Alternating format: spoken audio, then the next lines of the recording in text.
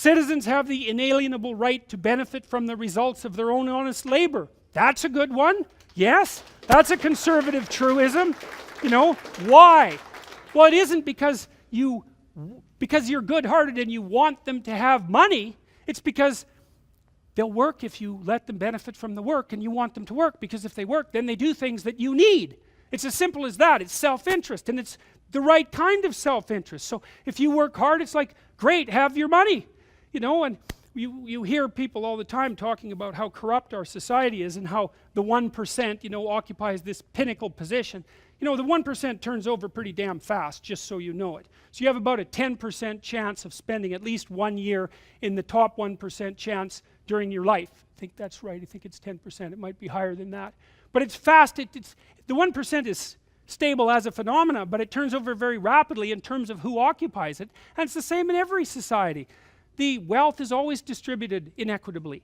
It's a natural law. You can look it up. It was discovered by a guy named Wilfred Pareto back in the late 1800s. Goods tend to distribute themselves inequitably. It can be a problem, but it doesn't mean that there's something fundamentally corrupt about the social structure that's driving it in that direction. And like, you don't want some filthy rich geniuses lying around? Like, maybe you do. I mean, look at what Elon Musk is doing, for God's sake. Maybe he should have 10 times as much money as he has. He's going to launch a rocket every 5 days to Mars in the next 10 years, right? He wants to wipe out fossil fuel cars, and he might do it. He wants to revolutionize the transportation system, and he might do it. He wants to put us on the damn solar grid with his new batteries, and he might do it. It's like, oh no, he has a couple of $1 billion. Well, God only knows what he's going to produce with that. It's like, so obviously there's going to be some corrupt rich plutocrats who do nothing but smoke cigars and snort cocaine. They're not going to live very long anyways. But there's lots of people out there who have the money they have because they would really like to do interesting and creative things with it, not because they're interested in gathering more, you know, paper money to stuff in their mattress and to feel the smooth delight of gold coins between their fingers before they go to bed. Like, what kind of attitude is that towards people who've made their fortune? You know, you think that about Steve Jobs? You think that about Bill Gates? I mean, good God, I don't know how, those people made a lot of money, but man, thank God they were around, you know? They've given us some tools that are just absolutely unbelievable. So, you know, maybe we could leave the jealousy of the successful behind for a while and notice now and then that some of the people who got to where they are actually deserve to get to where they are, and we should be thankful that they exist. That would be nice, a little gratitude, and that's a good conservative value too. It is more noble to teach young people about responsibilities than about rights. That's a good conservative message. It's like you have a son, you know, or you have a daughter, and you say, bloody well, grow up, stand on your own 2 feet, make something of yourself, right? So that I can be proud of you when you come over, and so that maybe you're useful in a crisis. It's like, pick up your damn load and shoulder it and do something useful and forget about your damn rights for a while. You can think about what it is that you should be doing to benefit yourself and your family and society, and you'll find some purpose in your life because of that. And so, well, that's a counterposition to the perpetrators of the endless rights buffet, right? Well, as long as we give you enough rights, you're going to be what? Free? You're going to be happy? It's like, yeah, sure. You'll drown in the sea of chaos. And that's what's happening to people now too. So, and that's why young people are so hungry to have someone talk to them about responsibilities. Here's another one. Radical change should be viewed with suspicion, particularly in a time of radical change. Okay, there's never been a time in the history of the world where things are changing as fast as they are now.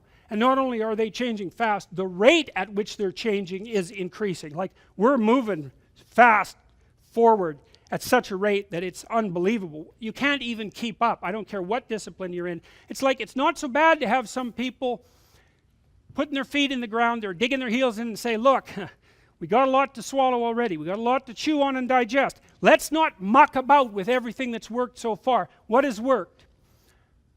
It's not such a bad idea for people to have long-term families, right? We could say, let's try to support the family. We could even say, let's try to support the traditional family. Why? Well, maybe boys and girls need role models of each sex. I know that's a terrible thing to say, but it is possible. It's certainly the case too that intact two-parent families have children that thrive more than broken families. And broken families are a catastrophe for everyone. Now you might say, well, I shouldn't stay with someone that I don't get along with. And it's like, yeah, fair enough, except that there's no one that you're ever going to find to stay with that you're going to get along with all of the time, especially in your shoddy condition. And so you're lucky that anybody will put up with you for a week, much less your whole life. It's like the point of marriage is to tough it out. And you don't tough it out for your happiness. That's not what you're in there for. You tough it out so that you have someone to tie the rope of your life together with it. You have a chance to tie the rope of your life together with the rope of someone else's life, and to make it strong, and to make a place that children can have some security and some encouragement, and thereby contribute to the future and pay for the miracle of your birth and your own raising. That's why you get married. And there's no reason that conservatives can't stand up and say, look, we're willing to tolerate alternative family arrangements, but when you start making the claim that the traditional family unit is just another construct and that it's not something fundamental to our polity, it's like you've taken your damn argument too far.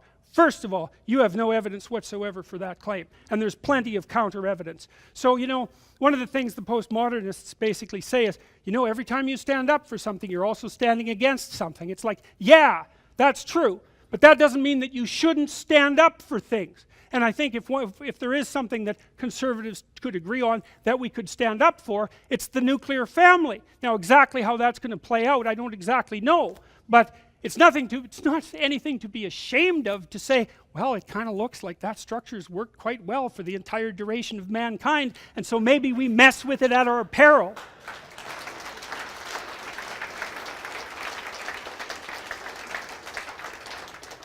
Here's another one. The government, local and distant, should leave people to their own devices as much as possible.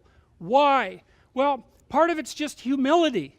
It's like, I'd rather that there was 1 million of you out there making your own stupid mistakes so that maybe 1,000 of you can get it right, than for one of you to impose their view on everyone and risk getting it catastrophically wrong for everyone at the same time. And that's really the alternative. Like, if you're a social scientist, like I mean an actual scientist, I don't mean a bloody ideologue, one of the things that you learn very rapidly is, you do a simple experiment, you think you're going to predict some element of human behavior. So here's my hypothesis, I'm going to put people in this experimental situation, and this is what they're going to do.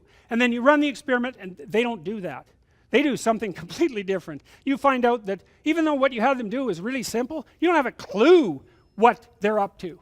And that's just a tiny little controlled experiment about one little tiny thing, and you're wrong. It's like, one of the great advantages to conservative philosophy is that it's humble. It's humble from the perspective of social experimentation. It's not like everything's great and we should just continue going the way we're going. It's like, well, everything isn't as broken as it might be, and I'm kind of stupid and blind, and all I have is a bat, and probably hitting it isn't going to make it any better. All I'll do is shatter it. And so the conservative says, it's working. Be quiet. Sneak away. Maybe it'll keep working. And that's a perfectly reasonable perspective. Now obviously sometimes things have to change, but the conservative can come up and say, don't be thinking that you have so much evidence that what you're doing is right, or that it will have the outcome that you expected. I'll tell you a quick story. This was told to me by a woman named Joan McCord, who was one of the world's first female criminologists, by the way, a PhD from Temple University, a genius level person. Tremendous integrity, tough person. She did a study in a place called Somerville in the United States, in Massachusetts, in the 1930s. Famous study. And so here was the deal. They'd identified a bunch of inner city kids in rough neighborhoods and felt, that they were more likely to be on a criminal track. Criminal, antisocial, undereducated, alcohol, the whole dismal, wretched underclass phenomena thing was going on. And so they thought, well, let's do an intervention. Let's set up programs to help these kids and see if we can change their developmental pathways. So they designed a fine study, man. I had the kids, I'll get the details wrong, but I got the story right. They had the kids, they made them more literate, they educated them more. They had their parents take training courses. They did social skills training. Like, they did all sorts of things to try to make the kids' lives turn out better. And to top it all off, because the kids were stuck in the inner city, they took them all out to summer camp for a couple of weeks a year. and so they could get away from the city and, you know, enjoy the countryside and have a little bit of a vacation, a little taste of a higher quality life. Yeah, so great. Everyone's thrilled with the damn program. The kids are having a great time at camp. The counselors are thrilled. The psychologists, they think they're doing a wonderful job.